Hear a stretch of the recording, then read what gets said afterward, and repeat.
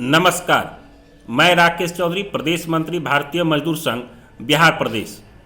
मित्रों, जैसा कि हम जानते हैं 26 नवंबर 2020 को भारत के कुछ केंद्रीय श्रम संगठनों ने राष्ट्रव्यापी बंद का आह्वान किया है। इस बंद को भारत के कई राजनीतिक दलों का भी समर्थन प्राप्त है, खास करके वामपंथी दलों, कांग्रेस और कुछ क्षेत्रीय दलों का इसे समर्थन प्राप्त है। इस आंदोलन का श्रमिकों और उनके समस्याओं के समाधान से दूर दूर तक कोई लेना देना नहीं। यह आंदोलन और ये बंद मूलतः इन राजनीतिक दलों के द्वारा श्रमिकों का अपने हितों के लिए इस्तेमाल करने मात्र भर का यह नौटंकी है। राजनीतिक दल अपने पुनर्वास के लिए, भारत की आर्थिक व्यवस्था को नुकसान पहुंचाने के लिए एवं विधि व्यवस्था और शांति को भंग करने के उद्देश्य से ही यह आंदोलन करने जा रहे हैं, जिसका श्रमिकों के हितों से कोई लेना देना नहीं है। भारतीय मजदूर संघ इस आंदोलन में सम्मिलित नहीं होने जा रही है। भारतीय मजदूर संघ का स्पष्ट मान्यता है कि राजनीतिक उद्देश्य और स्वार्थपूर्ति के लिए चलाए जाने वाले किसी भी आंदोलन में भारतीय मजदूर संघ सहभागी नहीं होंगे। इसलिए भारतीय मजदूर संघ का कोई संघ इस आंदोलन में सम्मिलित नहीं होने जा रही।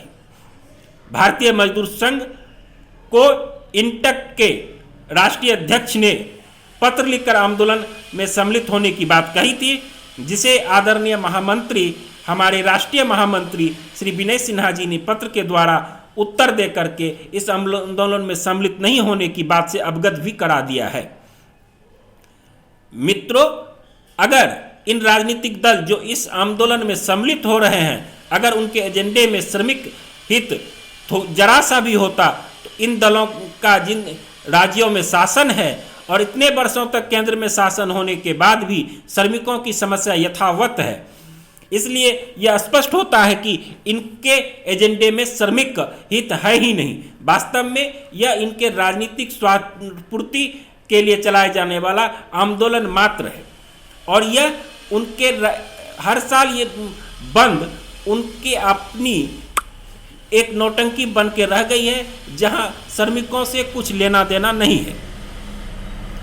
दूसरी बात, इस आंदोलन में केंद्र सरकार को देशद्रोही करार दिया गया है, जो दुखद है। हमारी स्पष्ट मान्यता है कि चाहे किसी दल और किसी विचारधारा की सरकार हो, अगर वह लोकतांत्रिक और वैधानिक तरीके से चुनकर आती है तो वह समस्त लोगों की सरकार है।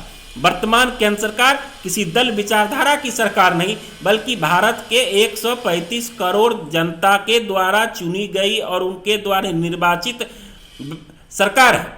इसलिए उसे देशद्रोही सरकार कहना मूलतः उस देश के 135 करोड़ लोगों को अपमानित करना और भारतीय लोकतंत्र को कलंकित करना है। हम ऐसे निंदनीय बयानों की भी आलोचना करते हैं। इस बयान से देश के 135 करोड़ के लोग अपमानित हुए। भारतीय लोकतंत्र को कलंकित करने वाले ऐसे गिरोह और संगठनों के खिलाफ भी श्रमिकों को खड़ा होना चाहिए।